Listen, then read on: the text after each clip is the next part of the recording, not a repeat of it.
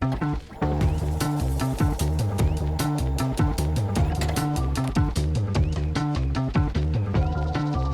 right, we are up. This is the Our Town with Troy by North Alabama's podcast.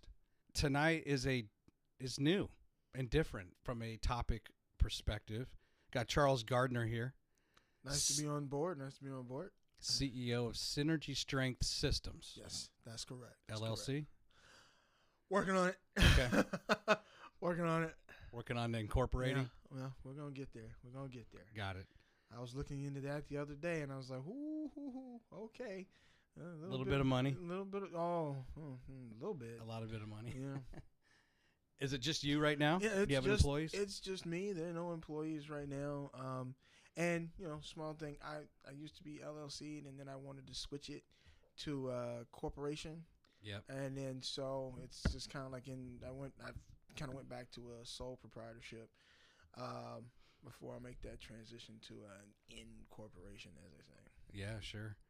Well, we'll dive a little bit more into that later, but we should right away give a shout out to Erica Despain, who essentially, I think, kind of made that connection or referred you to me. Well, I saw her on your show, and I was like, maybe that's something that I should do. So I reached out to you, and you got back to me, and we're here now. Eventually, so this is where I was actually thinking about this today.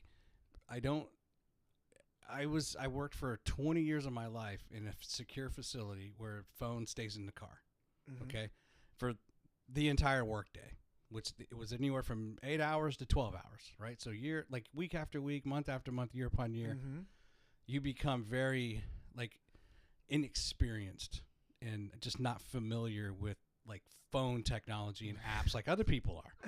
Okay. Right? Okay. And so, let alone just your kids, because that's, everyone relies so heavily on their phone. So your message somehow was in a different part of Instagram messaging. Oh, wow. That I just didn't see for months. Oh, wow. Because I was just used to a screen, and I guess I didn't realize maybe there's an area that I have to accept a message.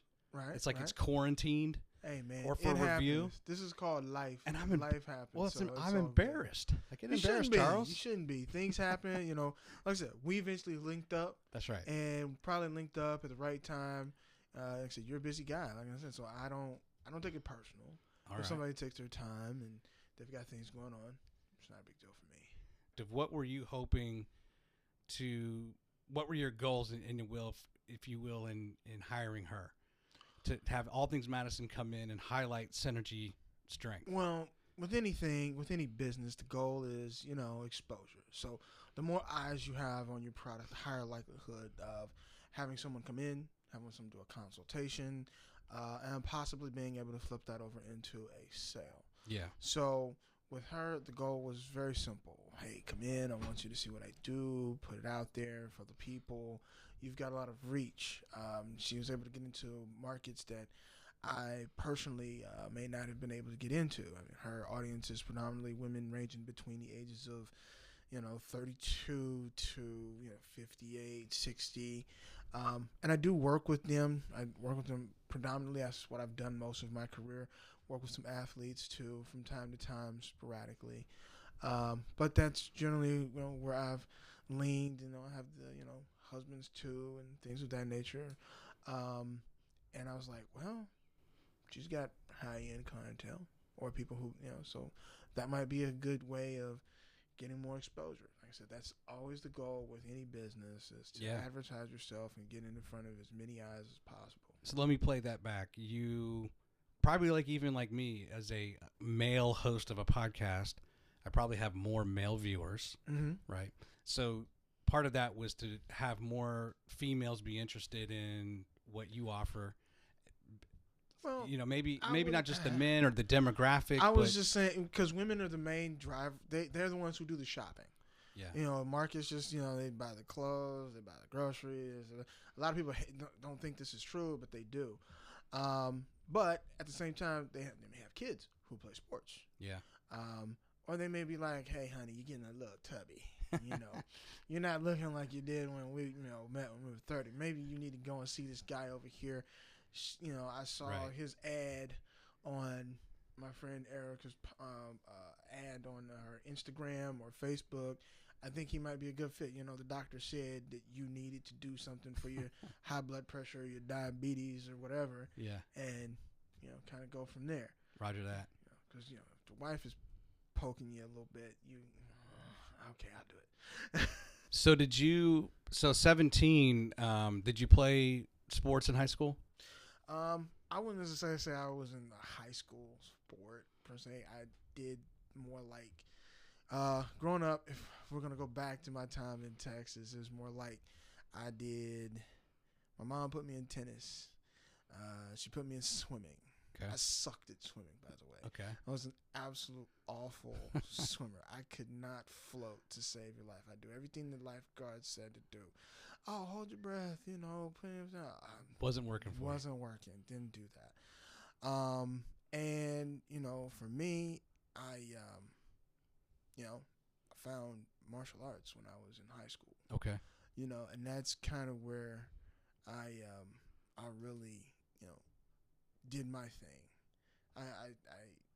I use a lot of that same mindset when I'm training people, because there's a lot of carryover. A lot of people don't realize that, but there is. I learned Tae Kwon Do, and I learned from a Korean guy.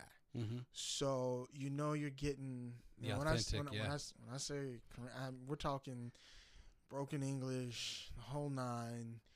He was very traditional with stuff. I tell the story all the time to, some of my clients who may be interested in that sort of thing. It's like, we were doing it. As we got higher up in the rankings, you start out as a white belt, right? Okay, so he was nice enough to give you your shin guards and your wrist guards and all that stuff, right? He was cool on that when you were a white belt. As you move further and further up and got into his higher classes, you started to realize, wait a minute, we don't have as many protective pieces here. What's going on? There was always one missing. And then after a while, once you got into like the purple and green, it's like, wait a minute, dude. The only thing we got is you give us some gloves that are really worn down, kind of cracked, got the foam coming out. We don't have any shin guards anymore. We've got some old, worn-out chest protectors, and he let us keep the helmets because you don't want head injury. So he was nice enough to do that. But that was one of those things where it's like, okay, after a while, you just got tough. It just made you tough. So when you got kicked or you got punched, you're like, oh. So if you went to some other gym, they may have had those more of that protective gear. Yeah, and then and if you did, then it was like, y'all are weak. What are you doing? So he was really teaching you to defend yourself. Mm-hmm. And be able to, and if you got hit, funny story. When I first started, I think I was about a yellow belt or so. Class was very small. And there was a young lady in the class. It was maybe about 5 or 6 people. It wasn't, apparently it was just going to be a small class that time. So he wanted everybody to spar. He was like, okay. So he was like, you're going to spar her. And I'm 16. I'm not a big guy like I am now. It's maybe like, $155, $160, right? Wow, yeah. And so I'm thinking, wow, okay, well, this girl's like 5'2", 5'3". This ain't going to be nothing. She's going to be more scared of me than anything. Boy, was I wrong. Oh, man, was I. Because I'm thinking, I knew she had a brown belt, so I knew she was, but I didn't think she was, like, going to be as good as she was. And, well, when he said go, she went. And you hesitated. I was just getting mollywopped. I mean, she was coming with everything. And I'm like, what? And he was like, defend yourself. And I was like, I don't want to hit a girl, So my chivalry kicked in, and I just, I was like, man, I'm getting my butt whipped right now.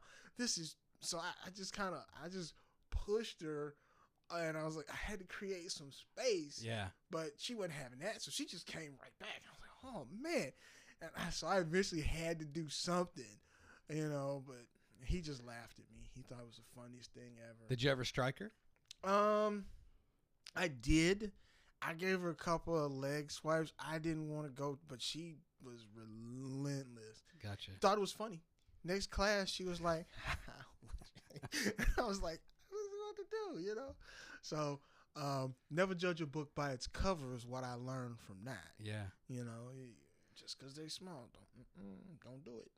So at what point did you decide, you say you didn't really start lifting, working out till you're about 17 or 18. Well, I started, I was still doing martial arts. Okay. And I decided to get into that because I wanted to have stronger kicks. I knew there was something to that, drawing inspiration from, your Jean-Claude Van Damme movies, your Bruce Lee movies, and stuff like that, your Chuck Norris movies. And I was like, yo, there's something to the weight training aspect. They're not just putting that in there for that. Yeah. And I was, before we had the internet. You had encyclopedias. Encyclopedias. So I was really big on reading the biology encyclopedias. I wanted to know what the muscles did, what their function was, and so that was a piece of the much larger puzzle. And so then I started kind of getting into that, and I was like, oh, okay, well, that makes sense. Okay, so if I do this, then this happens. Okay, well, I need to do some more leg extensions because I want to have bigger quads. So I want to have. So I just started putting those pieces together on my own. No real coaching per se. Just kind of read the book, learn it, and then try to apply it as best as possible. Then you're referencing other things for the actual workout. Or did you just kind of... Yeah, you are. And like I said, when I was going into the gyms and stuff, back home in Texas, shout out Legends Gym. That's where I got my start. I don't know if the owner will ever see this. What city is that in? This is in a city called Texarkana, Texas. Oh, yeah, Texarkana. So, that's where I grew up. Lived there till I was 18, till I moved here. And went to college here, but we'll get into that. Made famous through Smokey and the Bandit, Texarkana. Yeah, eastbound and down, loaded up and trucking. If you've seen the movie, you know the reference. Oh man, I love that movie, and I just think Texarkana is one of the coolest names that's out there. Oh, it's a nice little town. Like I said, they only got about 70,000 people now. When I was there, it was maybe like anywhere between, I'd say, 45, 50. So it's grown a little bit. So, yeah, a little bit. But, it takes a long time when you're just a little tiny town like that. Yeah. And that's where most of my family is. My dad, mom, okay. That's where they, my mom passed away 4 years ago. But that's... Cancer? Mm-hmm. Yeah, breast cancer. So that's... so that's where I grew up. Like I said, her sisters and brothers were there. My dad had, he has family in Texas and in Arkansas. So, yeah. So let's fast forward to, we might go back, but let's fast forward to when you decide to make this your career. No, I'm going all in on this. Well, I was in college, right? So I went to college here. I went to Oakwood. It was college at the time. It's university now. Now, yeah. But went there, and I had left Texarkana, and I was in college, and I still wanted to work out. The workout bug was big, and so the only thing you have your little gym on your campus and stuff that you can do, and all right, that's cool. Just something to maintain. Went home for the summer, got back into the gym. What's funny is the owner of the gym where I cut my teeth, he was like, you should try and be a trainer, because I would help people with stuff. I just randomly like, hey, maybe try it this way, maybe do it that way. And you got a good personality. Yeah, he was like, people like you, and and I would help people, people next to me or whatnot. Yeah. So my thing was, I was like, nah, I'm not gonna do that. I don't want to do that. I didn't really see myself doing that. I was going to school for psych. I finished that, by the way. I did do that, but I switched it to like business and whatnot. But I was just kind of like, all right, well, I'm gonna go back to school. Go back to school sophomore year. Do that. But I still want to stay in the gym. So I went to the Gold's Gym on Clinton Avenue downtown. That's where it used to be, where they're building up all that stuff now. There was a gym there. There was a club there, 721. If anybody in the area knows about 721, y'all know I used to work there too. But we won't talk about that right now. And so, I think, so I was there, I was working, and a guy by the name of Jeff Terry. He's over 24E right now. He kind of pushed me in that a little bit because I wanted to work out, and I worked there. I cleaned up just so I could work out because being a college student, you ain't got no money. You can't afford no gym membership. So I would clean the treadmills and clean the bathrooms and all of that. There's an interesting story about that. I grew up doing janitorial work with my father. That was a side business. My dad was a teacher. That's probably where I get my, teaching, I guess, wanting to teach people or something. Bug. It's either between that and my mom, who's a social worker. So it's probably a combination of both. And so I just, he was like, hey, why don't people like you? You always trying to help people while you trying to clean up. And I was like, why don't you be a trainer? I was like, I don't want to do it. It's like, you can make some money at it. And, I was like, all right. So started doing that. And, it was off to the races. While I was there, I met a lot of cool people. Some of these people, I'll give you their information after the show because I think they would like to come on too. Because they were around for all those years as well, those beginning years. But yeah, I got into it, and it was off to the races, man. So really from college? Yeah. I mean, I moved to Cali for a little bit because after graduation, because I have family out there, and I had stars in my eyes. I was like, I'm going to go out here and be a big-time trainer. Muscle Beach. Yeah. Because, I have a cousin. He does the same thing out there. We were both on the same tip. He's still doing it, too. He's very successful with what he does out there as well. And so I was like, my thing was I was always trying to collaborate with people. I've always been one of those people who's like wanting to let me link up with this person. Who's doing what? Yeah. The business mind of trying to put something together with either people and help each other grow.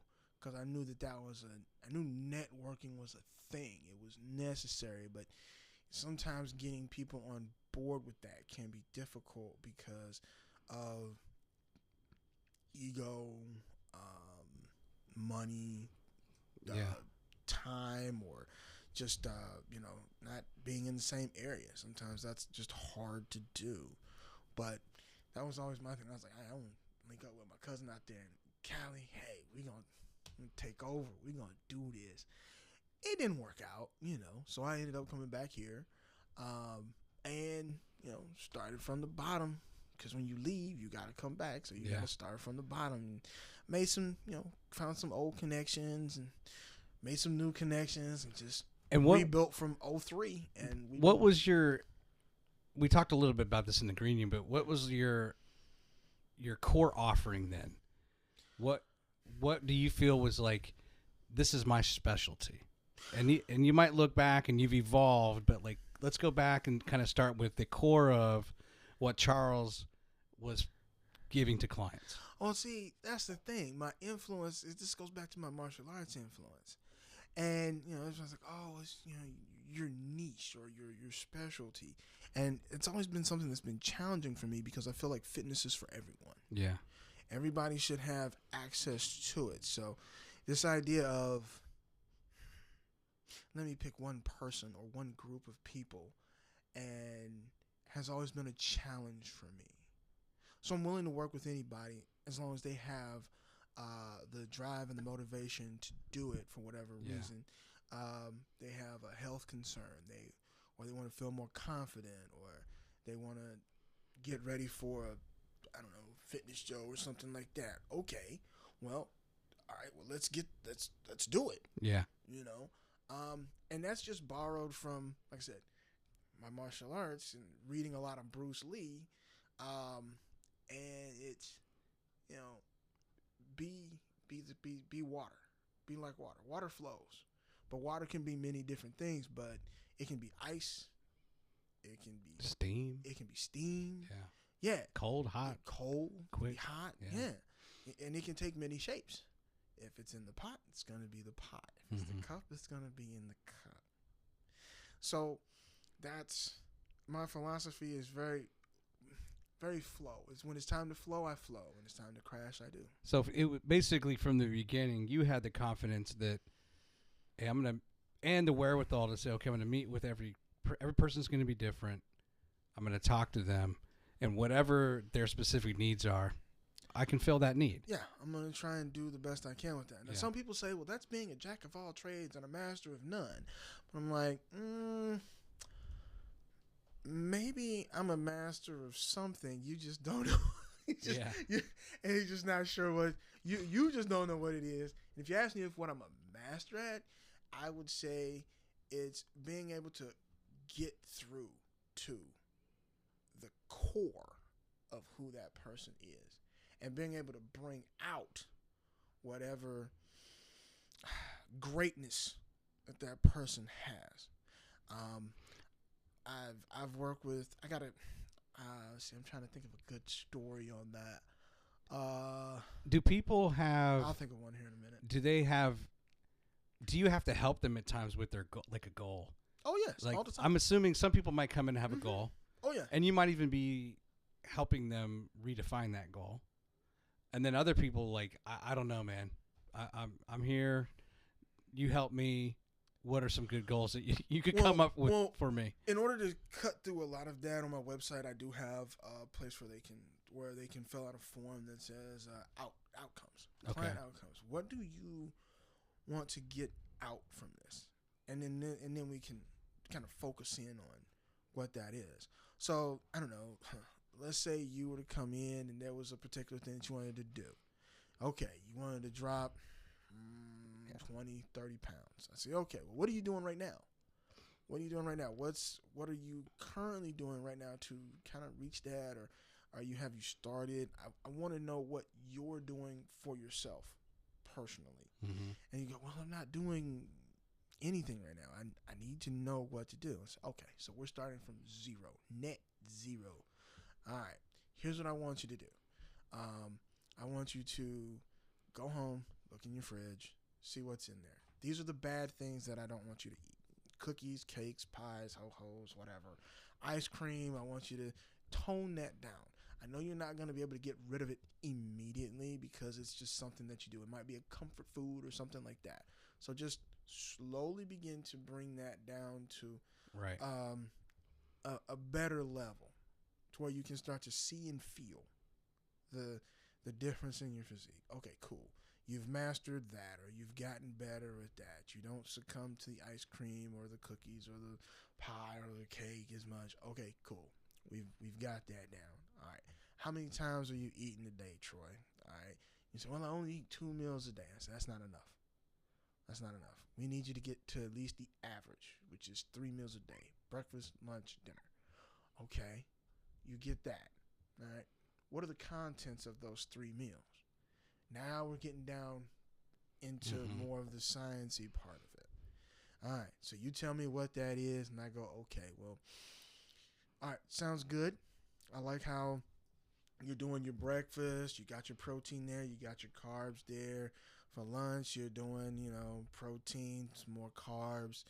For dinner, you're doing protein and some more carbs. I say, okay, you got that in a nice flow, but you're still not where you want to be. Physique is still, but you're getting there. All right, here's how we clean up that third meal. Instead of having carbs with it, let's have something green with it. Let's do a meat and a lean and green. Let's do that, because you come and work out before lunch so you can get away with the carbs. That's the time that you chose, let's just say, right?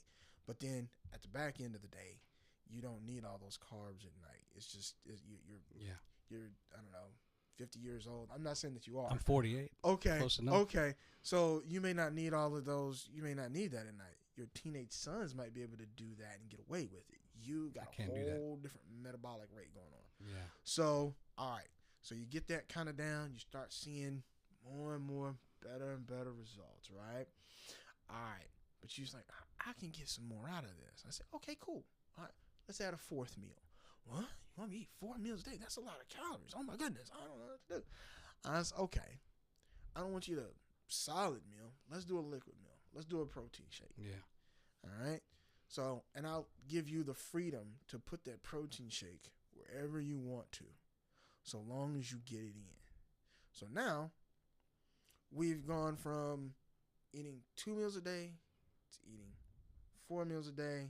We've gone from eating cookies, cakes and ho-hos for quick energy to maybe fruit and all of that, because now you're seeing your physique really kind of take off. Your strength levels, inflammation, and all that stuff is your blood profile is better. But it's not something that I made you just like do immediately. I guided you there. But you're also having them work out during this? Mm-hmm. Okay. Mm-hmm. Yeah. Good. You're doing... but it basically in setting the tone right away on diet. Trying to. And because this is something I picked up in psychology. You have your type A and type B personalities. And you may have something in between, depending on that person. Some people may be type A at work, but at home they're type B. Or they're type B at work, but they're type A at home. Front stage, backstage behavior. Yeah. So whenever I run into a type A personality, I can tell them, hey, I need you to do this, this, this, this, and this. Let's lock it in. And they can flip that switch and they can lock that in. And those are the people who get the results on either on the body fat drop or the strength drop or all of the strength increase, I should say.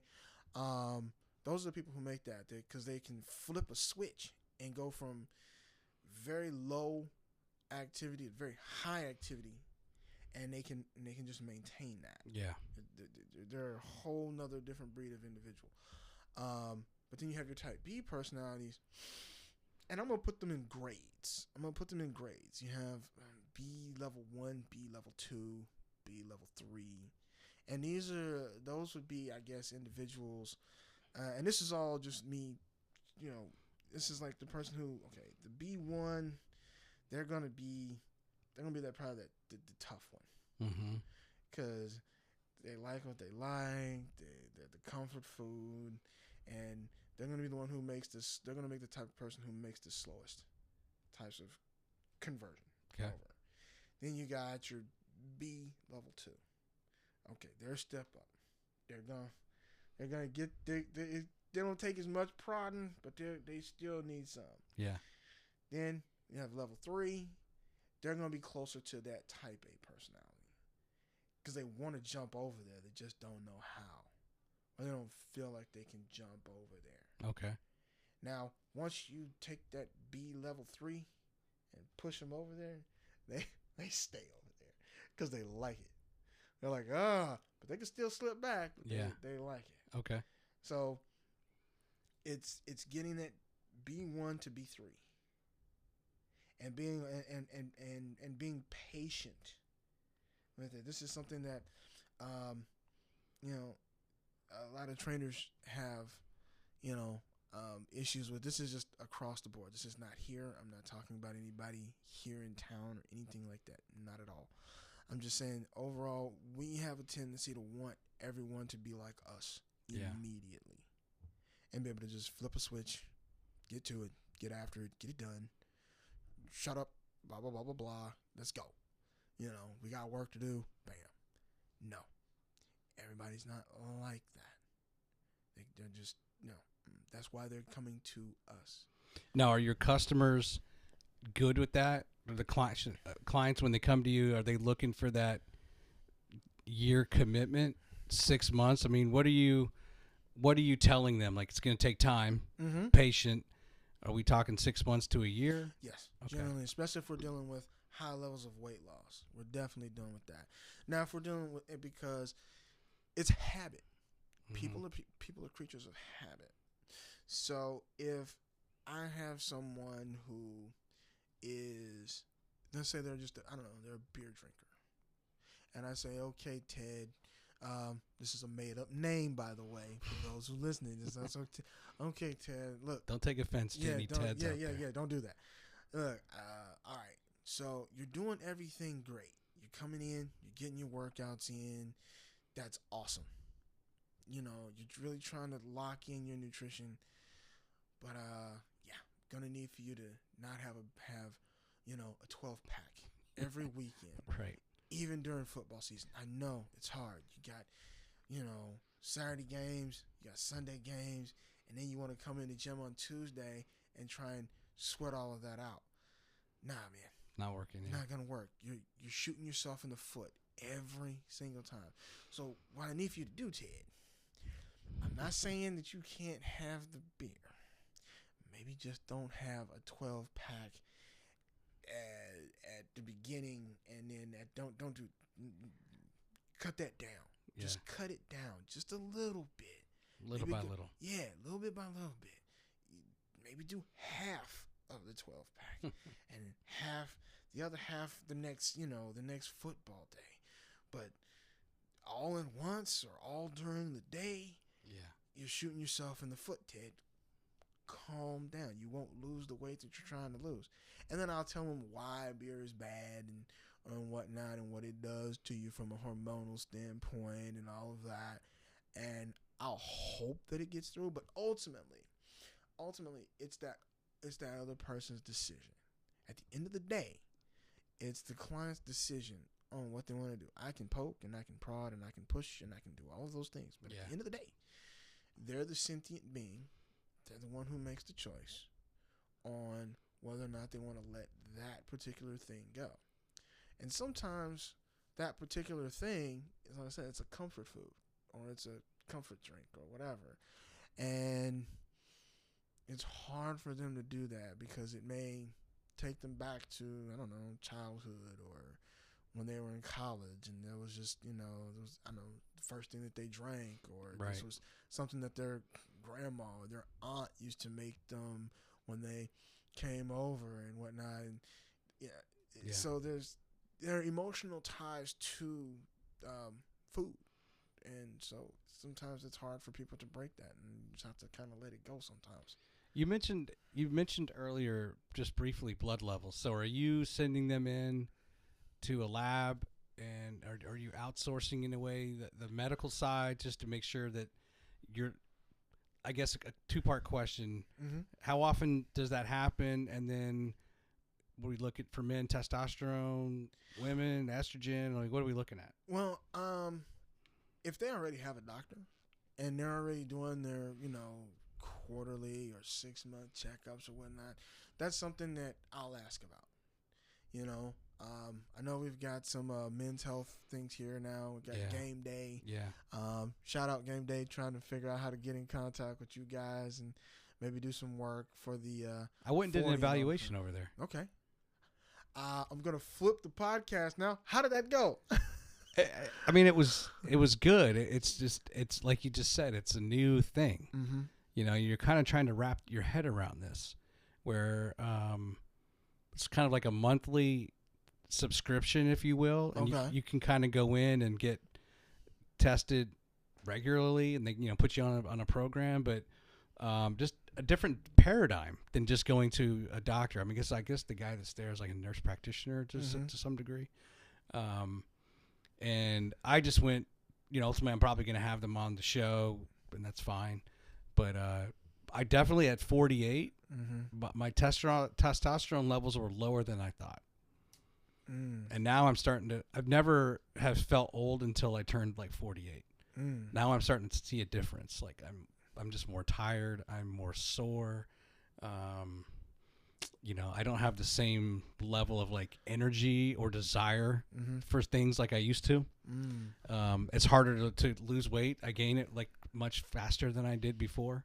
So just like, oh man, like So you're not depressed, but I have more of those moments, like depressing moments, like, oh my gosh, like I don't want to have to be this disciplined, But apparently, it's going to take me a lot of discipline. But it was good, and when I was there, guys were coming in. So I think it's just a different. It's like we're adding like their stretch zone. I'm just going to add a few things here, right? Like in the area, there's like, there's a place I can go. There's more specialty, I guess. Right. Like let's say, okay, if I came to you, and you're going to help me with my nutrition, and just keeping me honest, and kind of a coaching in my physical strength, right? Mm-hmm. Stuff I'm doing there. Then I might go to the stretch zone. Haven't had them on yet, and get stretched out and do some things there, which is good.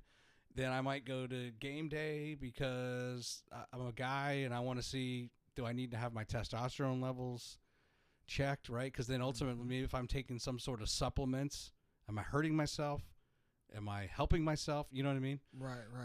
Because, so it's just interesting how the toolkit is expanding somewhat when we look at and then ultimately you just have to ask yourself, like, well, am I willing to, where do I invest my money?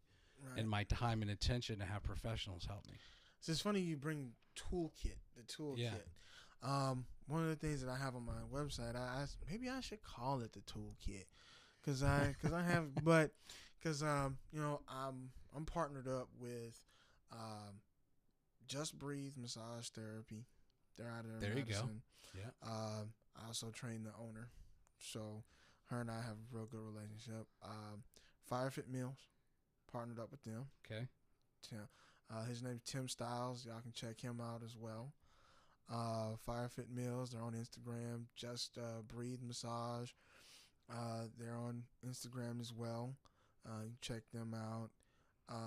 Me and you've had this guy on, Brian Robinson Coaching. Yep. He and I just decided that we wanted to work together.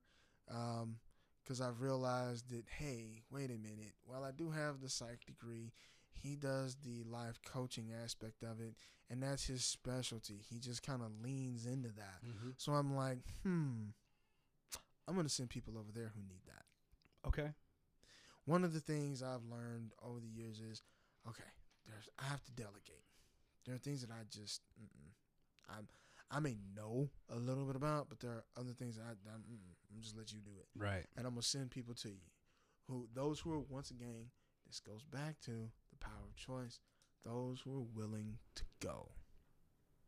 One of the things, this is very, very key in any fitness program that your trainer, be it me or someone around town, is trying to do with you. You are the one that has, like, almost, I would say, control of that, in the sense of you're going to control your outcome. You just are. Your coach can give you, or your trainer can give you, here's the program, here's the nutrition outline, they can do all of that. But if you don't choose to give each one of those a high level of adherence, you're going to say, I got to give 100%. If you don't try to give 80% and above on all of those, you're not going to get the results that you're looking for from any trainer, because you're the one in the driver's seat. We see you for 1 hour, 3 times a week, max, right? Okay, so you as the client, what are you doing the other 23 hours of the day? Right. Okay, what are you doing? Get enough sleep? Are you getting enough sleep? I'll be the first one to tell you, I don't get enough sleep because, my brain is always working. Yeah. Last night I knew I had this podcast, but at the same time I was thinking about some stuff that a client had revealed to me, and I was like, heavy. How do I address that? I want to help her. How do I address that? What ways can I do that to address that better? And it was maybe 2 o'clock in the morning before I actually got to fall asleep. Sleep. Not so. What time did you get up? You don't want to know. 5:30. Yeah. So Got to work out. So that's like 3 hours of sleep. You know, that's not all the time.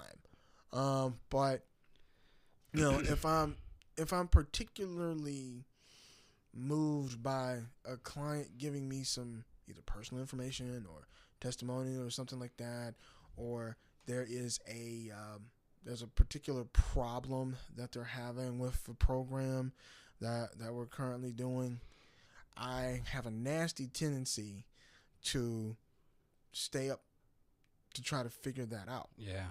And sometimes I'll go to bed and I'll wake up at 12 o'clock at night going, I've got to get this out of my head. This is not working for me. And I'll go over to my office. I'll sit there with a pen and pad, old school style, and I'll write out whatever I feel like the solution to that problem is. And I may get up in the morning and look at it again, put it in my phone, try it out, see if it works. So you get that from your mom or your dad? I think that's more just me. Just you? I think that's just me. You know, it used to happen a lot more, but it's starting to happen again now for whatever reason. But it's not a problem. I just understand, okay, I've got to solve this person's problem. That's why they're here. So if I got to be up at 2 a.m, yeah, you know, going, and I know I got to be up. Well, it looks like I'm gonna get 3 hours of sleep tonight. That's why they have coffee. That's usually what I tell myself. It's like, okay, I just have to have some coffee in the morning and tough it out, you know. Yeah. So I had this podcast, so it was compounded. You know, I knew I had the podcast with you, but I was trying to figure out this young lady's issue. You stressed out over the podcast? And no. It's just more like a kind of it's on your mind. Nervous excitement. Yeah, nervous excitement. Okay. So I was like, okay, I got that podcast, but I got to solve her problem. I know we're going to talk about here, but I got to solve this issue or I got to figure this out. So I was like, ugh. So that's why I was, 3 hours of sleep last night. You know what I've been thinking about here as you've been talking, and let me compare and contrast, if you will, with like real estate. Follow me. Okay. So like, you know, I bought a few houses, and I remember like the first time I bought a house. Mm-hmm. It's the first time someone refers you to a real estate agent, and there was nothing. And this just gets into the networking and how you've set up your network, right? It's kind of where I'm going. But like, I just remember the great peace of mind I felt when the real estate agent was like, "Look, I got you. I'm now going to refer you to the mortgage broker, and then I've got the title attorney ready for closing.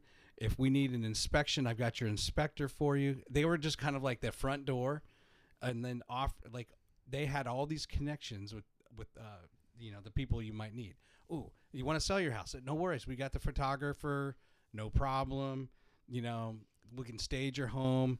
Like, okay, because these are just like all these areas I didn't ever look into. I didn't have a need to, right?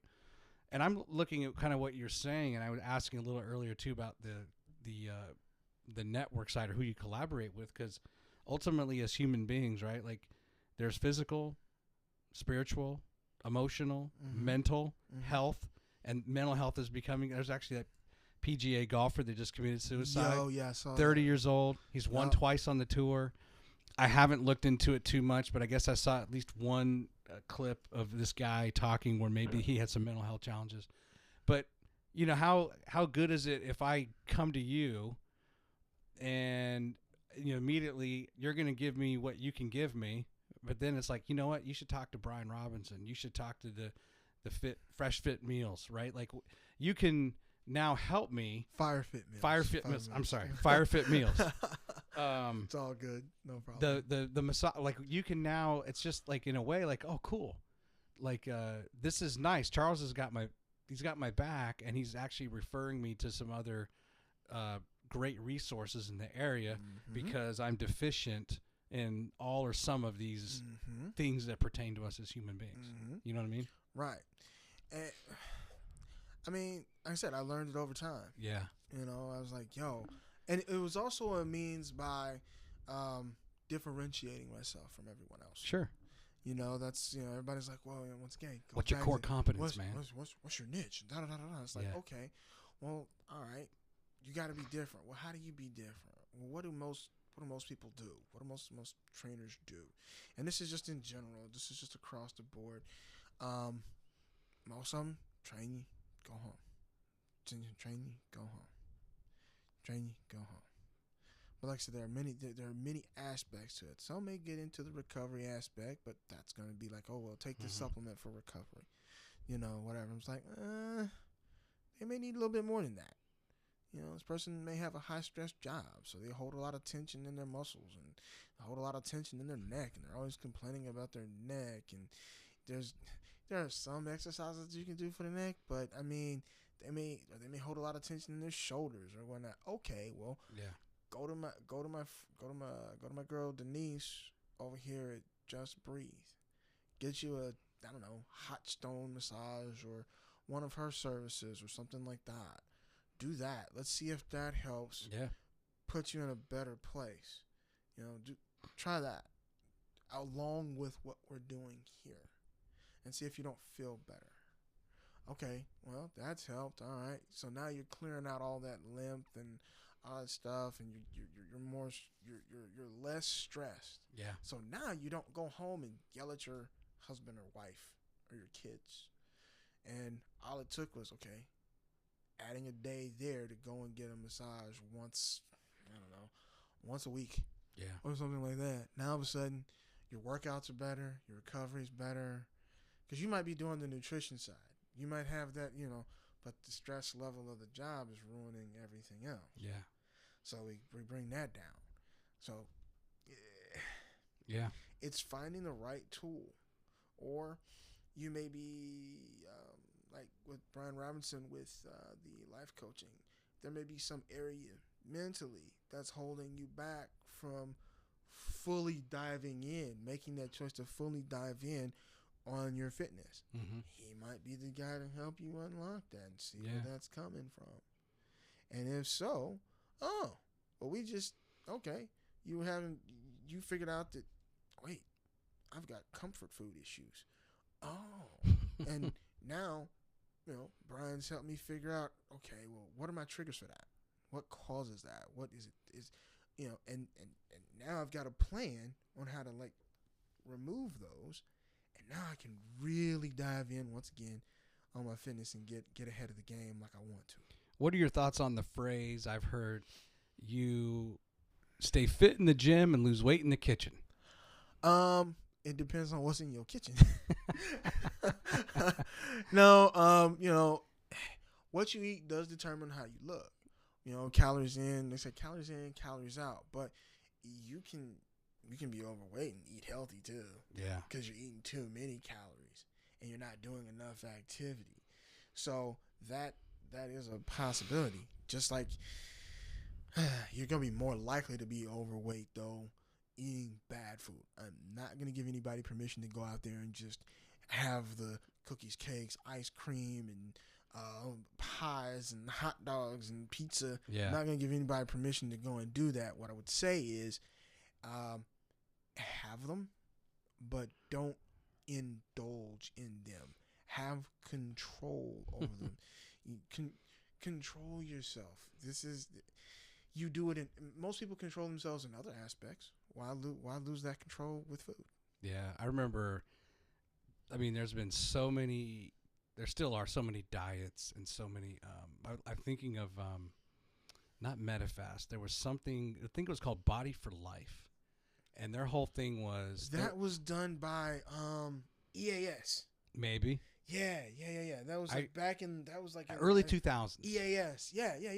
There was this lady at work that was like the ambassador for this, and everyone was coming to her for information. And I guess she ordered the food, but the thing that was always so funny was you always had the seventh day or whatever that was your cheat day, and these people would just go hog wild.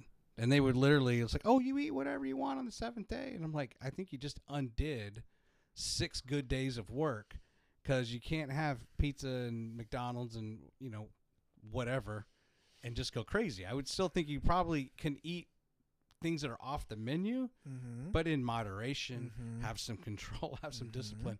But I watched a lot of people fail at that because I think they literally ingested 12,000 calories on their cheat day. Yeah. Well, see, like I tell my clients this, I'm always very transparent with them myself with the things that I like. Right. I tell them all the time, I love burritos. I love pizza. Yeah. You know, I love a good burger, just like everybody else. Absolutely. You know, but the last pizza I had was on my birthday weekend, which was last weekend. Happy birthday, belated. Appreciate it. Thank you. And I turned 44. There you go. But I hadn't had a pizza in like a year. You know, but at the same time, I love burritos. So guess what? Once a week, I go have myself a burrito. You know. Do you go to Bandito Burrito? No, I'm a Moe's guy. Moe's, okay. Yeah, I'll give me a Moe's burrito once a week. Okay. You know, just to stay somewhat sane, because if you look in my fridge, you're like, you don't have anything in here that's good. I'm like, yeah, I do. I've got some kale. Well, I don't do kale. I've got my healthy stuff in here. Got my Kodiak pancake mix. I've got my, Redcon 1 supplements. I'm a Redcon, that's your... Yeah, I'm a community leader with them. Okay. Tier operator with them. Been one since May of 23. Yeah. Wow, it's been that long. Wow. Yeah, been a while. Over a year. Yeah. So, and that's something else, that my clients benefit from. They get a discount code with me, and they can go and grab their protein. So you're doing like affiliate marketing through them. Yeah. So okay. But it's still a benefit. Yeah. It's something else that they have. It's another tool in the toolbox. That's right. And then they don't have to do any hunting. They don't have to, well, where do I go for this? No, I'm your one-stop shop. You need a massage? Just breathe. You need some protein? Me. Redcon. You need life coaching? That's cool. Brian. I was hoping we would get to that, and I just had mentioned that in our green room discussion, and that really filled it in. It was nice. It's nice to hear this, because that's I think ultimately it just makes businesses better when you can collaborate, and I'm assuming they refer people to you when people come in for them and like, oh hey, I'm thinking about losing some weight, or I'm thinking about trying to get stronger. You need to talk to Charles. The thing is with the with referrals are interesting. They're always interesting because, you never know who is going to refer you. That's number one. That's true. And then you don't know you also don't know if the referral is going to come in, because, you can have people talking about you, but once again, it goes back to it's that person's decision. Is the timing right? Yeah. Is their need level high enough for you at the time? So, and it's weird. I'm gonna say this, and it's gonna sound kind of weird, but I'm gonna say it anyway. Say it. So, I'm a bit of a religious guy. Mm-hmm. So I look at it from the framework of God sends me who I need, not necessarily who I want. Okay.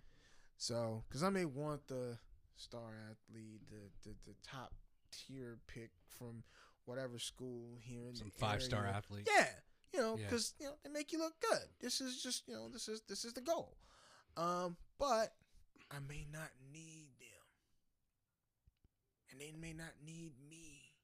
And that's a tough pill to swallow, because the fitness business is a hard business. If you're in it to make money, you may want to get out, because it takes a long time to make a whole lot of money. Yeah. If you're trying to, unless you're like some fitness influencer on IG that also has, a fans page or something like that. But you just want to make a steady year upon year living. Yeah. But if they need you, they'll find you. They need you, and you kind of match up, they'll find you.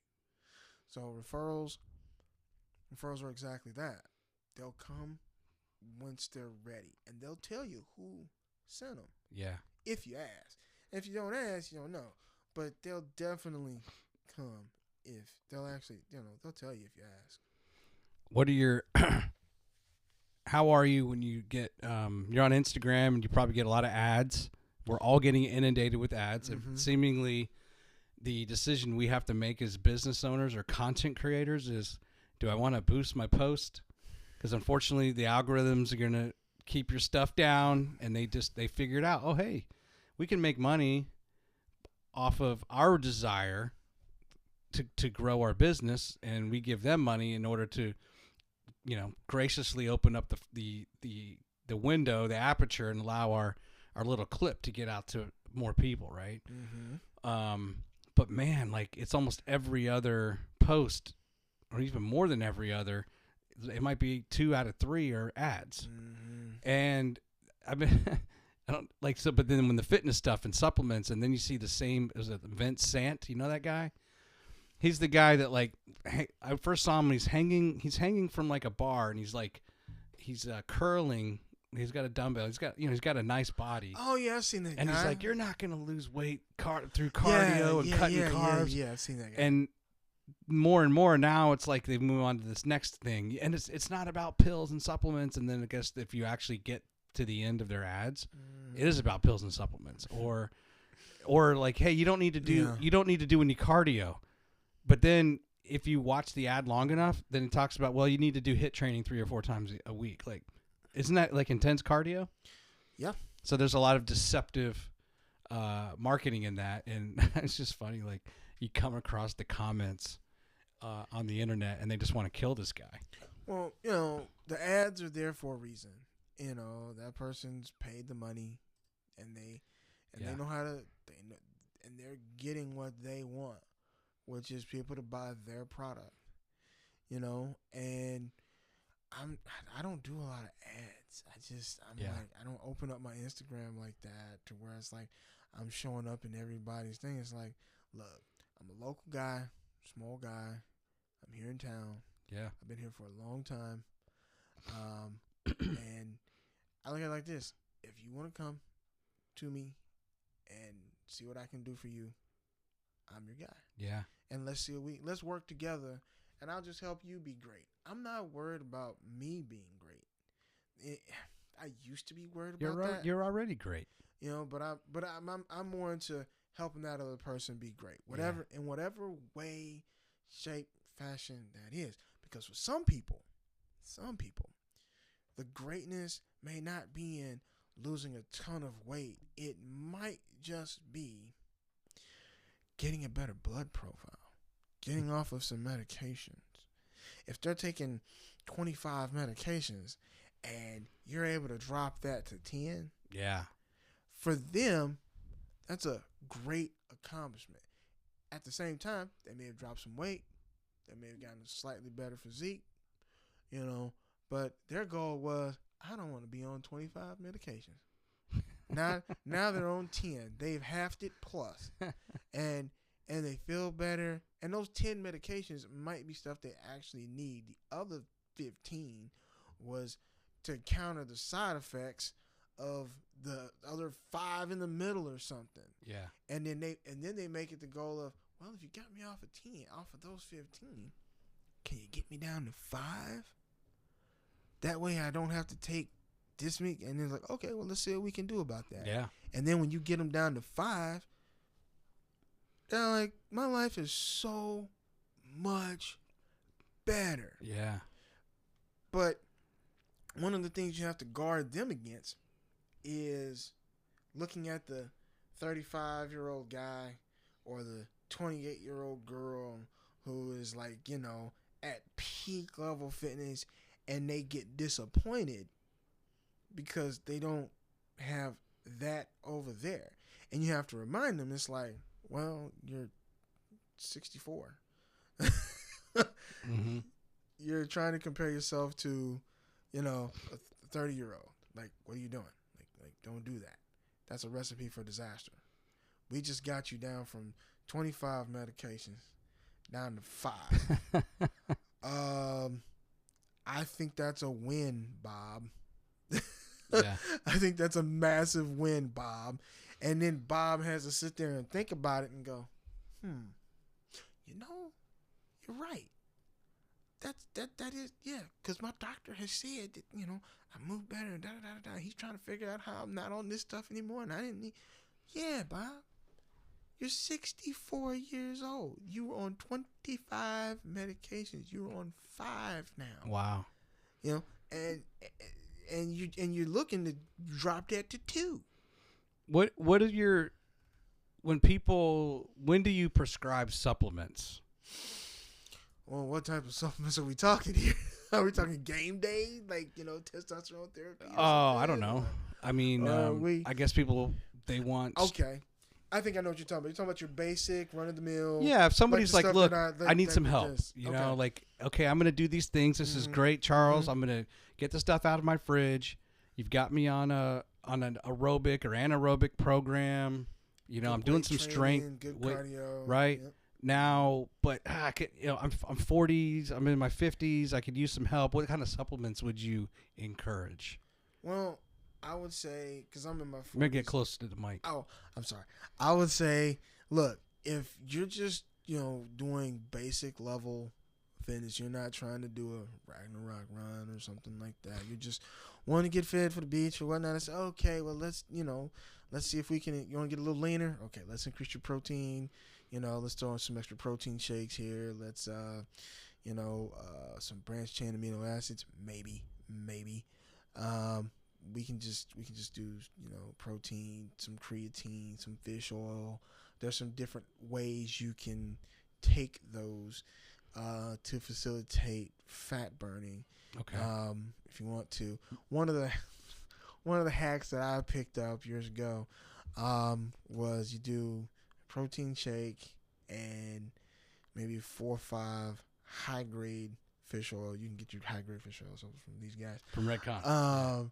But you take 4 or 5 capsules of those with some with a protein shake, and you go to bed.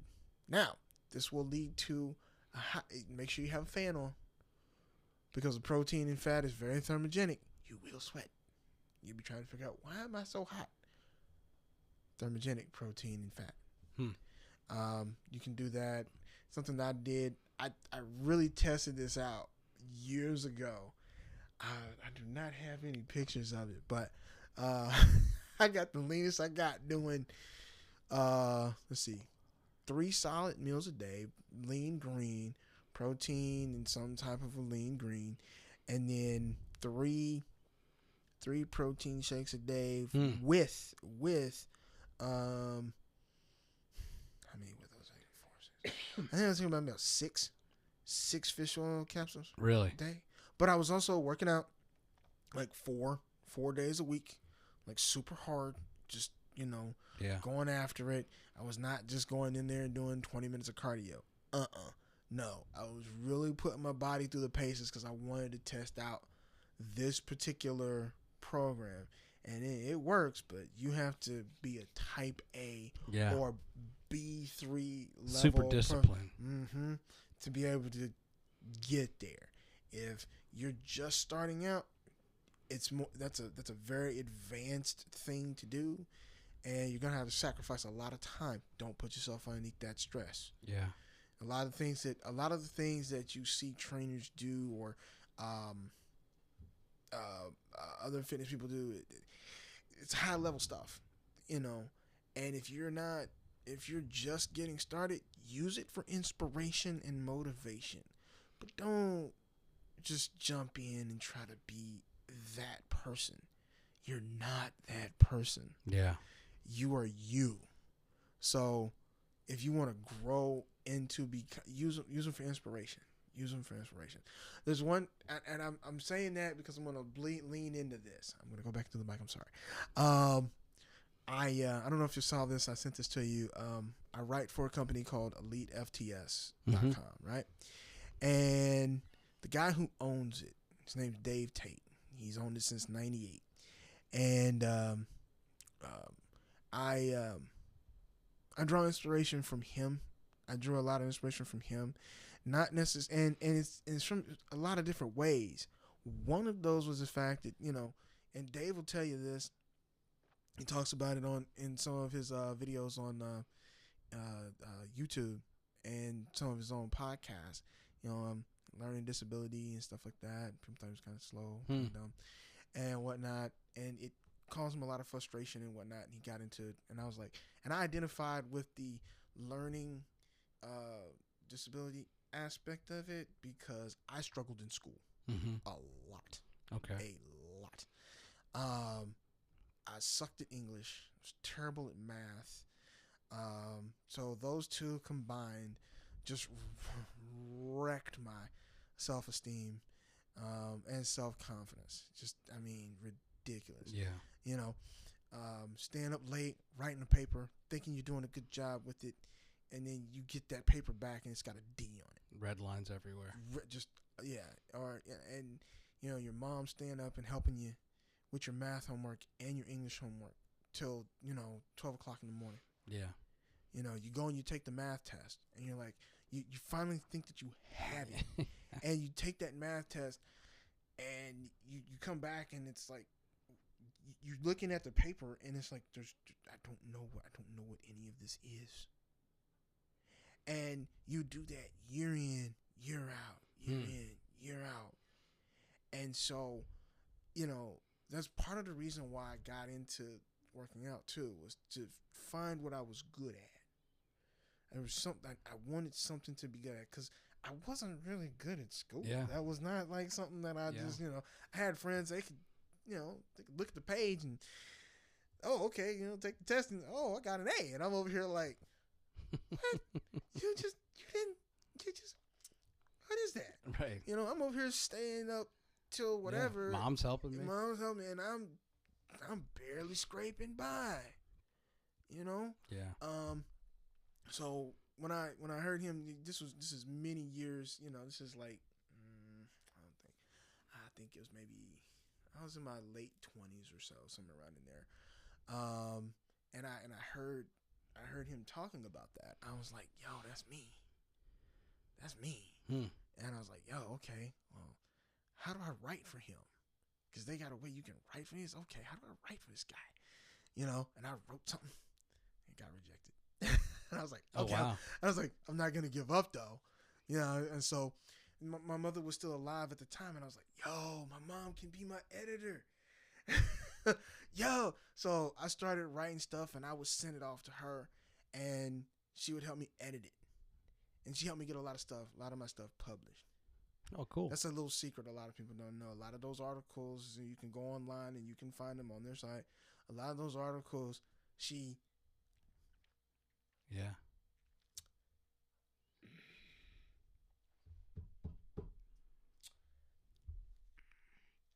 helped me edit.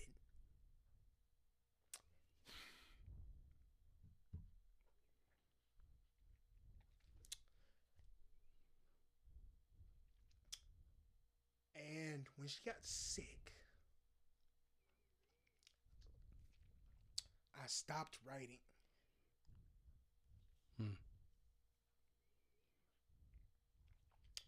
Didn't write again till earlier this year. Because I didn't have an editor.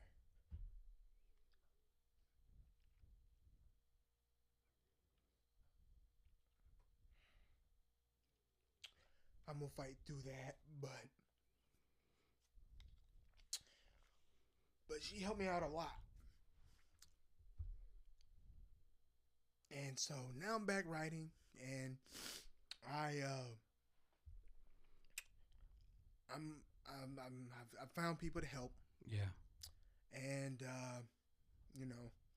it's a lot. It's still kind of hard. Yeah. Man, I did not want to do this. All this cash. This is because this was something you all shared together. It was far more than a writing assignment. It was a way to connect with your mother. Yeah. Yeah. And, it was far more than a school assignment. This is now like your profession and just a way to stay. Wow. Yeah, stay connected with her. but yeah, I stopped writing, and I got back into it. And like I said, I have friends who help me now. And you know, I've since had a lot of good things happen. And you know, I know a lot of that, you know, she'd be proud of. Yeah. What was her name? Doris. Doris? Doris. Okay. This is a side of me people don't usually see. But it's good to, it'll be good for them to see that. But she'd probably be proud of me at this point, in spite of, you know, a lot of stuff. Because there's a lot of things I did that gave her a headache. I know that. I know that. Yeah, I'm sure she was probably thinking, come on, Charles, get back into the writing. Open yourself up to someone else to help you edit. Did she give you ideas along the way of things you should write about? No, most of the ideas were my own. It was just, you know, I needed somebody to clean it up. Yeah. Make it flow. Yeah. And, you know, she's like, no, put the period here, put the comma there, and whatnot. I'd send it to her at her job, you know, on lunch break. And, you know, she would do that. I don't have any tissues up No. Sorry. Good. I got one. I kept the napkin in the bag. I'm gonna, you know. I need to add that to the studio. A box of tissues. Yeah. A lot of people gonna be like, oh man, he's a softie. Nah, I'm a very sensitive person. A lot of people don't realize that. I am. But you know, she was very influential. You know? Yeah. Yeah. Very, very, very influential. That's why I care. That's why I care about people, probably. Like I told you before. Yeah. That's why I'm, you know, like, okay, I would prefer you be great and I just sit in the background. That's how my mom was. She would, you know, she'd give you shirt off. She would give the shirt off your back. She would stay in the background. You wouldn't know who did it. And that's kind of what I do. If I'm working with an athlete and they make the team and they win the championship or whatnot, I don't get in the way of that. I'll be like, that's them. Yeah. I don't. Yeah, you're not. I'm not trying to be right there unless you know the parent want me to come and get in the photo or something like that. Okay, that's cool. I'll do that. But I'm not gonna get in the way of that kid's shine. He's the one who put in the work. She's the one who put in the work. You gave him the tools and he used them. Right. Or she. Exactly. So that's what I do. That's great. I'm the background player. I don't need to be in the forefront. Yeah. You do the work. You come in every day. And I'll let you. You want to talk about me? You have the freedom to do it or not do it. I would like it if you did, but I'm not going to beg you to do it. Yeah. Because I've learned that people don't like beggars. But I'll ask, hey, you know, Troy, tell people about me. Nah. But it's your decision on whether or not you're going to or not. Yeah. I love I love the backstories that you hear, especially, you know, professional athletes or even college athletes, right? Like, there's not enough of the coverage of the trainers or the, you know, the mental coaches or just the assistant coaches, right? And it's nice when those stories come out and you see really what went into that athlete's preparation, their mindset, whatever, right? Their routine, the person that they just turn to for everything. I love hearing that kind of. Yeah, tell me about. Yeah, it's fine. I understand the star player, but I love to hear about the organization or who they turn to. Right. Golf is a great example of that now. These golfers have they have 4 to 5 different coaches that they hire. You know, some of it's mental. Yeah. Some of it's physical, right? They're working out like every day. Like, it's just crazy because I used to think, oh, wouldn't that mess up your swing? I'm there in the gym every day. It's funny you bring up the mental side of golf. It just reminded me of, if you know who Robin Williams is. Yeah, of course. You remember the joke he had about the golf? Oh, Years ago on that special he had. I think so. Whack the ball, get in the cart. Yeah. Whack the ball, get in the cart. But it drives you crazy because it's this little tiny white ball. Yeah. And it won't get in the hole. No matter how much you swing it, you be in the sand trap. Every time I watch golf, I think about that because Robin Williams was funny. He was a funny dude. That's just sports has progressed so much, even at the college level, right? Like just the amount of money in the facilities and what they have access to. And the NIL stuff is crazy to me. Yeah. Because I'm like, okay, like y'all are getting paid in college to do this now? Like, well, they're talking about doesn't that ruin y'all's desire to want to get to the big leagues now? Like, what is that? Like, it's so weird to me. It's interesting because there's the NIL aspect, but now they're actually just talking about giving them salaries, like paying them, because not every kid's going to benefit from NIL. But like the stars will, and I guess that's the whole issue, right? Like, I just think for some reason I just think of like Reggie Bush when he was on the front cover of one of the video games. He won the Heisman Trophy and stuff like that. He's kind of the one that kind of like started that. I think so. I think he's one of the people who was like, they should pay Reggie Bush, and then that kind of got wind, and then it kind of died down. And so, I mean, I guess whatnot. It makes sense. You shouldn't be profiting, but then like now, like I guess every player might, and the colleges have the money. It's crazy, right? I mean, not every college, but these universities have millions. Well, let me ask you this. I forgot to ask you this at the beginning. Why did you choose the name Synergy Strength? Well, that's a story in and of itself. When I got back from California, I worked at the Huntsville Hospital. Okay. I was in X-ray patient transport, and I was sitting there one day, and I was like, I don't want to do this. I don't want to do this. This is just not me, But that's what I got to do for right now because I got to put food. I got to buy food. I can't, But I want to get back into the fitness thing, and I was like, I was just kind of looking around the room, and looking because, I was looking around the room before I had to go and grab another patient and whatnot. I was just like, and I was like. I saw a sign on the wall, which is weird. And it was just like energy something. I don't know. It had something to do with the X-ray machine or whatever. And I was like, okay, well, all right. I can't name my company that. That's weird.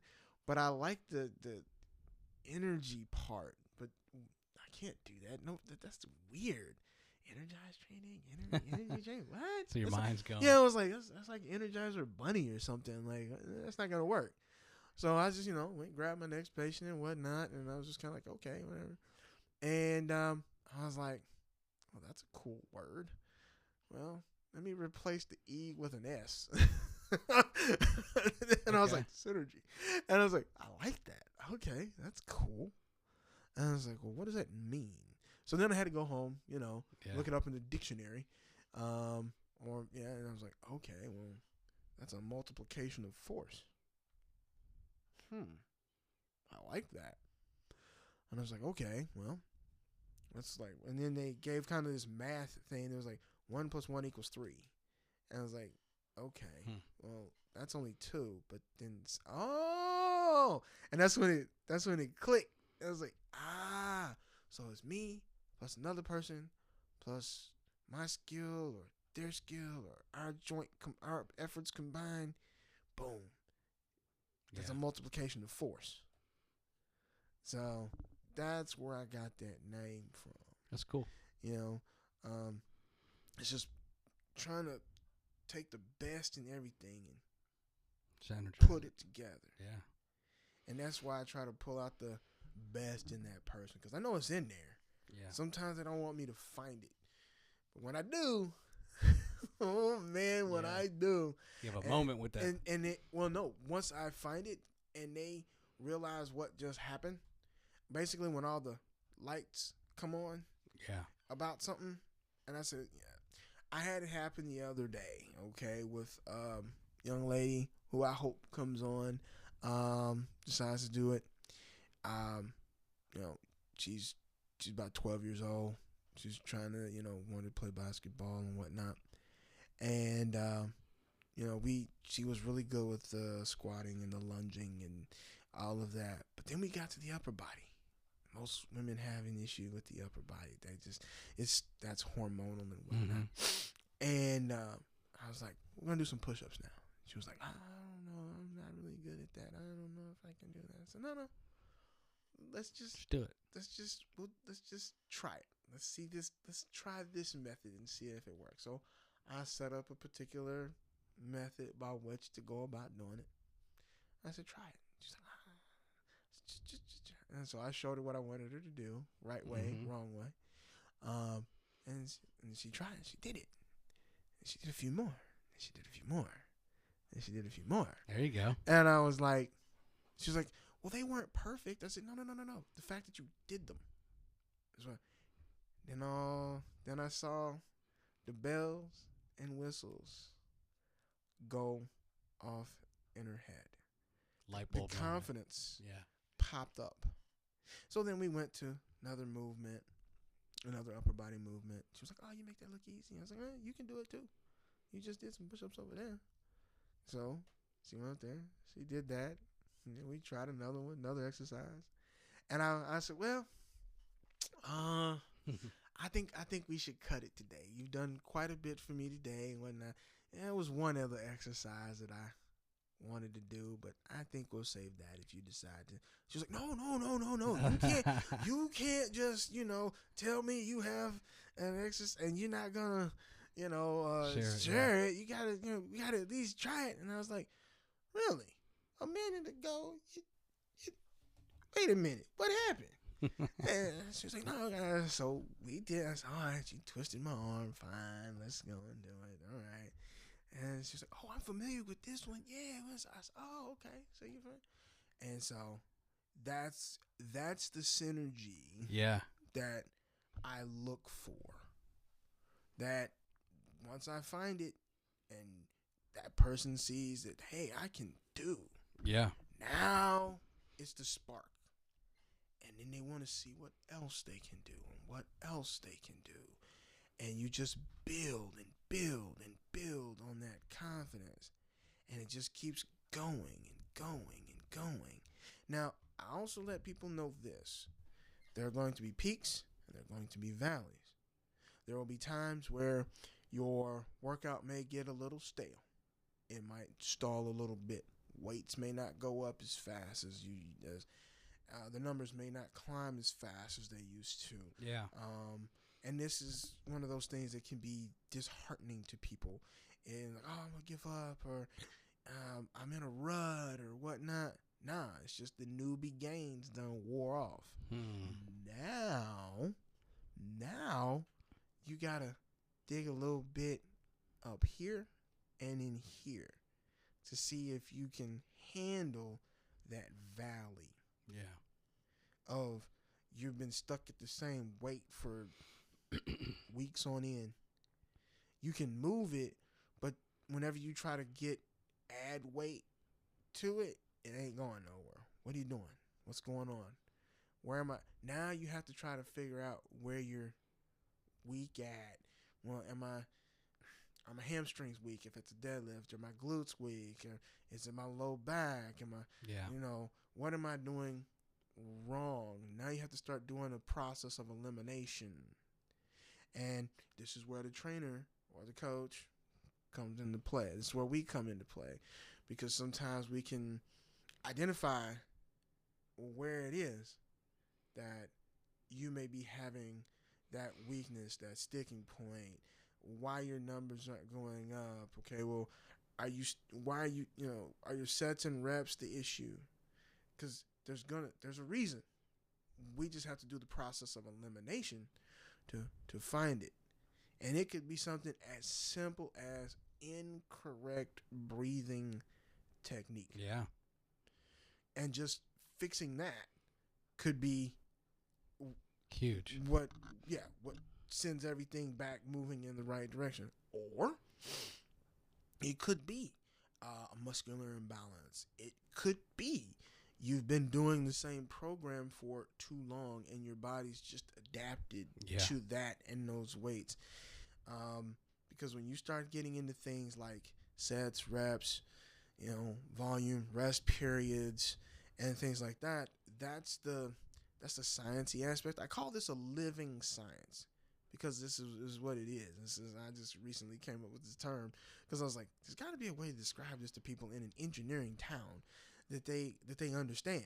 So a living science seems to work fairly well because, well, they're living and I'm trying to apply science to it, but at the same time, it's actionable. You can see it in real time. Mm-hmm.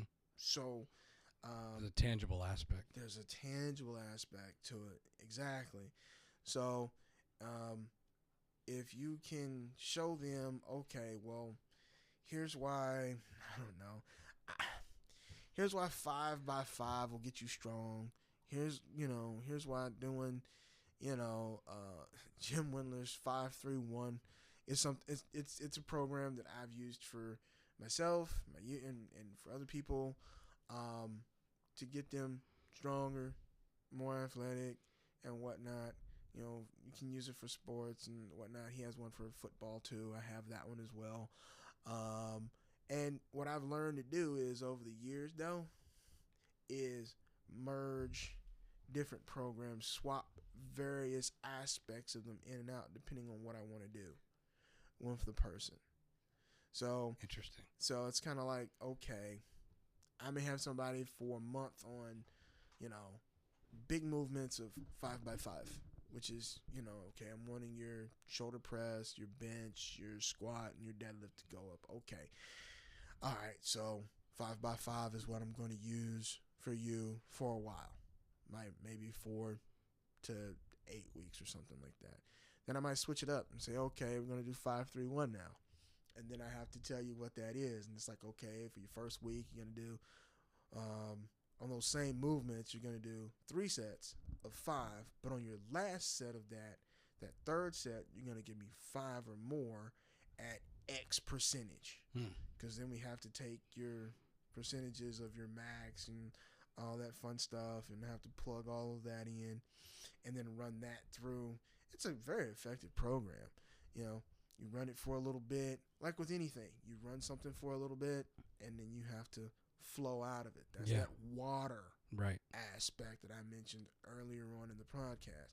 You stay on it for a little bit, you flow through it, and then you may have to weed it out and go to something else for a while and then come back to it to refresh, to get fresher gains. A lot of people just want to stay on something and stay on it forever and ever and ever and ever and ever. It's like, no. You have to flow in and flow out of it. Okay. It's just like with life stages. You go into one stage, you go on to the other one. And sometimes you end up back in it. Somehow, like you just. Interesting. I'm at this stage of life. It just kind of happened very like it's just a steady stream, right? Yep. And you can. It's just like being rich or poor. You can be rich, you can be poor, you can be rich again, you can be poor again. Yeah. So it's okay. Well, cycles of life. How do you handle that? So you can be strong, you can be weak, you can be strong again. Yeah. You can be weak again. True. So that's how you want to. It's all in how you manage. But and how important to have a coach to help understand when you need to change it up. I would say it's pretty important, right? And that involves sacrificing your ego. And even coaches need coaches. A lot of the people that I look up to, I may not be able to like get direct contact with them, but I have their materials and I read their materials. And that's how I stay up to date. I have a lot of people that I follow, but I also have a lot of their, ebooks and stuff like that. And I'll go back and I'll reference a lot of that stuff and be like, I could pull that. I could use that on this person. So I have an extensive library of that. You mentioned things that I like to read. Yeah. It's not just fitness books that I like to read. Oh no. That's work. I'm a history guy. I love history. What am I? Let's see, history, science, other types of science. Love space stuff. Science fiction. Yeah, science fiction is good. Geology, archaeology, real big on archaeology. Love watching stuff that involves past civilizations. Yeah. And stuff like that, because a lot of times people think that we're the highest order of human, because we've got our little smartphones and our little flat screen TVs, and I'm like, I don't know. I think those made us dumber. I don't know. I mean, it's really true. Because and if you just look at we can't kill our own food. That too, but I'm going more along the lines of the pyramids. Oh yeah. The Colosseum. And all of the other megalithic structures that you see from antiquity. How did they do that? Thank you. You're not, and we can't figure it out. Now, if we're so smart and highly intellectual, yeah, how in the world can we not figure out how they built those things with them gigantic, absolutely gigantic stones? Yeah. I mean, so we may not be as smart as we think we are. I for some reason lately, I've been marveling at even when they built skyscrapers in the 20s or 30s. Like, that's ballsy. Like, let's just go 130 floors up with I don't think they had the cranes like they do now and all, but it's just like, wow, like humans have done some interesting things when. With today's lens, we have all this technology and we're capable of doing these things. But yeah, we haven't really engineered our pyramid though, have we? No, nah, we have not. And it's not just the ones over in Egypt. Yeah, you got the ones in Central America too. Yeah, and it's like temples and things. I'm like, y'all, we haven't done that. I'm waiting. Yeah, I'm waiting on someone to do the math on it, quarry the stones. Figure out how to do. I'm waiting. I haven't seen it yet. Yeah. So we may be able to build a really tall building with steel and all of this business, but here's the problem. That steel building can fall down. That's right. This stuff has been around for thousands of years, and it's still hanging on. Yeah. Through wind, weather, whatever. It's still there. And if you're in central Mexico, you're dealing with a lot of moisture and a lot of humidity. But for some reason, them temples and those pyramids, they're still there. They're still hanging around. So apparently, those people knew something about material composition and whatnot to be able to handle that. The goal, I think, was for it to hang around for thousands and thousands of years, and it has. Yeah, talk about a different spin on a lifetime warranty. Multiple lifetime warranty, right? Our stuff breaks. Yeah. But then again, we do build it to break. So people have to buy it again. There's a term for it that I can't think of what you right mean. now. But yeah, I mean, it's all a ruse. They could make this phone to where it never needed to be replaced. But ain't no money in it. That's right. So why do that? Again, another Chris Rock joke for you. He's talking about they can send man into space in the space vehicle, right? And it goes through all of this atmospheric change and this heat and and the thing comes back without not even a scratch on it, and everyone's alive. But they can't keep a bumper on my Cadillac. He's like, really? Yeah. You can do that. You can send man into space in the space vehicle, right? And all this stuff, and it comes back. Yeah, no problem. But it's just so but funny. You can't build a tire. Well, no, they can build a tire that doesn't wear out. But there's no. But they're not going to do it. There's no money in it. No. Everything is based on. That's how your indicator light comes on. Like my daughter will be like, my light came on. How many miles do you have on your car? Oh, whatever. That's just it. There's nothing wrong with your car, but the light came on because you hit 75,000 miles. And they just want you to take it in and get serviced, and then they're going to convince you something's wrong that's not wrong. It's just a game. You saying it's a gigantic shell game? It's just a game, man. You got to get a high quality car. Get a Toyota. There you go. Yeah. So anything else, man? I was just about to. I think we've covered a lot. Covered a lot. This has been good, man. Okay, I hope you're able to use a good chunk of this, man. Of course. From my stumbles and my bumbles to the highly emotional. It's authentic. Which I wasn't.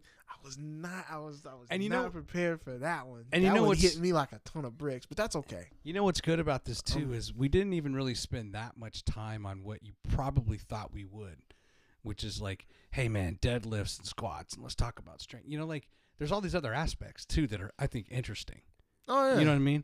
And it's like, oh yeah, and we talked about the network and stuff, but like it's far more than someone's like, oh, they're gonna have a strength coach on, and all they're gonna talk about is how to increase their bench max or whatever. Nah, that's boring. Most people don't want to hear about that. That's something that you want to hear about in the gym when you're actually talking about it. If when I come on programs like this, I'm gonna give you the real me. I'm gonna tell you the embarrassing stories. I'm gonna tell you those things so you kind of know, okay, if you were to choose me, okay, this guy's human. Yeah. He likes burritos and pizza. Yes, love them. So do I. He likes a good burger. Okay, great. He lost his mother to cancer. Oh, okay, I can relate to that. Yeah. He has I didn't tell y'all this, but I have a massive extended family. At least on my mom's side, she was from 17 brothers and sisters. So on that side, it's a plethora. In Texarkana? Well, they're all over the place. They're all over the country. Yeah. From California to D.C. And like any family, you have your little spats and you have your little disagreements and whatnot. But at the end of the day, they're still my family. I still love them. Still love them. Whether we agree or disagree. Yeah, I don't take it personal. Never have, never will. Especially with family. Yeah. And I probably wouldn't even take it personal take things personal with strangers. That's even more of a brush off with people that I really don't know. But yeah, I'm just a normal guy like everybody else. Hey, I came across something I want to read to you. This goes all the way back at the beginning. Okay. When I was talking about how I get frustrated at Instagram. Mm-hmm. So, again, lately I've been getting these tons. I mean, like a ton of ads from that. I think his name is Vince Sant. Okay. And it's interesting. So then you start getting all these ads. You're like, there's got to be. And this is where you always hope that you're not that person where there's a scandal or you're the center of a scam. But then, like it's one thing to see an ad on just a certain product over and over and over. But then like 3 months later, that same person is pitching a different product, and then when the message kind of changes. But I came across, I love Reddit. I love Reddit and I don't love Reddit. I just love Reddit from the mouth. Like the commenters, like they don't hold back. Right. They don't hold back their opinion. YouTube's is kind of like that. I don't get a lot of comments on Instagram. Okay. But on YouTube, you're going to get comments. The comment police, whatever, come out. And definitely on Reddit. Okay. Reddit's like a different audience. Yeah. And anyway, so I came across this when I was just poking around on my screen. I had it up, I guess, from before. And I wanted to read it to you. Okay. Because anyway, this guy, he says, "You don't know how happy it made me to see so many expose videos made on VShred. I've seen so many of their ads blared ad nauseum before any video I watched for fun, for music, that it basically drove me mad to hear their spokesman go, 'Cardio burns fat? No, cardio, blah, blah, blah,' while he was filming himself shirtless like it's some kind of TikTok BS. I think I'd probably heard the same ads at least 200 times in the past month. It was pushed out that much, and it was total YouTube ad hell. Seeing some people take jabs at the VShred marketing really brightened up my day." So I was the same way. Like, I would never want to be a part of like, this guy's full of crap. And then even he's brought in Dr. Drew Pinsky, who used to be like Adam Carolla's co-host. And I used to think, now I have like a different opinion of Dr. Drew. Like, you're just selling out. You're just selling out. Somebody came to you, hey, when you pitch this and pitch that, like, wait a minute. I thought you were just a psychologist. Now he's got like the white coat on, like he's a medical doctor or something. You know what I mean? It's like, what's going on here? You don't ever want to be scammed, I guess is what I'm getting at. Well, no one wants to be scammed, you know. So and that's actually something. It's funny you bring this up because a lot of people think that, you know, fitness is a scam because of that stuff. Because of that, and it's like, no, you have to put in the work, right? But here's the thing: if you put in the work, you get in what you put out. Like with anything, you know, unless there is a particular reason why. Like you have a hormonal issue. Like if you're a woman and you have PCOS, and that's polycystic ovarian syndrome, okay? If you have that, then there's going to be a litany of things that happen hormonally that's going to make it hard for you to drop the body fat and put on the muscle that you want that, you know, you want to have. Now, does this mean that you're fundamentally broken or that there's something that is wrong with you? It's what there is. But at the same time, that doesn't mean that your life is over. Yeah. Okay? Yeah. You know, you can get that treated to a certain degree and you can still live and you can still do and whatnot. The trick is, and I've run into this with women, just because that's been like the majority of if they have that issue or some other hormonal issue that may not be that might cause them to not look the way that they want to look, then that's a massive blow for them. And one of the things that I've learned to do is I say, okay, all right, we can do a couple things. You can you know, wallow in it. That's kind of harsh, but it's true. Mm-hmm. Or we can find out what it is you can do. Yeah. Okay. So you may not look like Selma Hayek, or you may not look like what's the Sweeney girl? Sydney Sweeney. Yeah. Yeah. You may not look like that, or whatever the case may be. You know, or some other Hollywood starlet that's on crack. But most Americans don't look like that. Right, but I'm just saying, you know what? And so you may not have that. Okay, well, if you've got these conditions, let's still eat right. Let's still get enough sleep. Mm-hmm. Let's go to your doctor. Try and get those things addressed and maintained as much as possible. In the meantime, let me help you get stronger. How about that? How about that deal? Let me help you get stronger. Let me help you increase your deadlift. Let me help you do something that you didn't think you could do. There you go. In the meantime, while we figure out how to surf all of the other things going on in your life. There you go. And what generally happens is, in that case, is they go, okay, all right, let me try. And when they do, and I'm able to do that for them in some way, then while it still may be in the back of their head that this is that I'm broken, or that voice, that demon gets lower and lower and lower and lower there you go. on the volume, because they know when they come and see me, he's going to help me break a PR that day. Or especially if I told him, Yeah, you know, or even if I haven't told him, I might just be like, okay, I'm going to surprise you. We're going to do this today. You're going to break a PR. What? That's not in the program. Yeah, no, but you're going to do it today. Well, wait, what?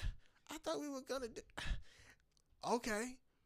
And that's a level of trust that you build, you know, so, and so that's with that type of situation. Good. You know, and if you're a guy, same thing. You may have, it may be, you know, I don't know, thyroid issue. Mm-hmm. You know, you may have to get on thyroid medication or whatnot in order to lose the weight that you're trying to lose. You know, there may be some, like I said, hormonal issue that we need to address, or it could just be something that's congenital.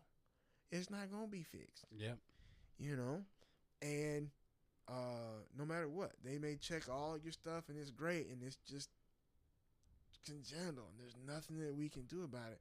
Okay, That's fine.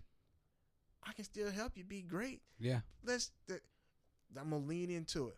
Let me help you get stronger, because if I can get you stronger physically, then you're going to be stronger mentally, and you're going to be able to battle that demon in your head and external demons. The guys at work who pick at you. Yeah. The guys at school who pick at you because you haven't dropped any weight and you're still in the gym and you're working out, and they may know that you have a congenital issue, but they're still going to pick at you. But then you say, okay, why don't you come to the gym? Why don't you come to the gym? Let me show you what I can do. Can you do this? Yeah. Can you do this? Can you do this? Well, I ain't never tried. Shut up. Yeah. I hate to be rude like that, but it's true. Sometimes you just have to tell everybody, all the voices. You have to tell the voices in your head. Like one of my favorite bands, Falling in Reverse. They got a song called that, Voice of It. But sometimes you got to tell the voices in your head, shut up. Yeah. Sometimes you have to tell those external voices the same thing. Yeah. Shut up. Amen. And you just do what you need to do, and you go ahead and be great. Whatever that looks like to you, be great at it. That's my message. That's awesome. Be great. I think that's a great way to end, man. That was a great punctuation on a great interview. So thank you for your time. Oh, no problem. No problem. Any final shout outs to anyone? Sure. I'll give a few shout outs to people. Right. I just want to, once again, I'm going to shout out a lot of people that I've worked with before, or with currently, people at Redcon. I'm glad that you guys have me on board. Elite-FTS for letting me write for you guys. I'll make sure that you guys get this interview for sure. Let's see here. Trying to think. Influences. Oh, this is something that I forgot. I should have told you about. I don't know if you saw it, the Who's Who, Marquis Who's Who. On my. I didn't. Yeah. I was 2023 Marquis Who's Who in America. No, I did see that. Yeah, that's cool. Mm-hmm. So that's just another little thing there. That's a story. We'll talk about that next time. But yeah, I'm glad that these two companies, decided to work with me and whatnot. As far as my mentors, Andy McCloy, Body Creations Incorporated. He's over there in Madison. He's one of the people who, me and him started, at the beginning. He's way more, popular, way more successful than I am. But that's okay. I'm not, he's still a good guy. I still like him. I got nothing bad to say about him. And everybody who's just, I'm most appreciative though of my clients who have, stuck with me from jump. Some have moved away, but we still talk. Some are still in town. We still talk, but they're doing their own thing now. They still talk about me and whatnot. I'm thankful for them more than anything, because without my people, without my crew, I'm nothing. Right. I'm not a trainer. I'm just a guy who goes to the gym and lifts weights at that point. Right. But I'm very, very, very thankful for my clients, both current, past, and future. There you go. Charles Gardner. Been a pleasure having you, man. Hey, man, I appreciate it. And I look forward to pushing this out next week. And I look forward to an update in the future. Okay, man. Well, hey, you have to come by the gym, man. Get a I will. workout in. All right, brother. Take care. Okay.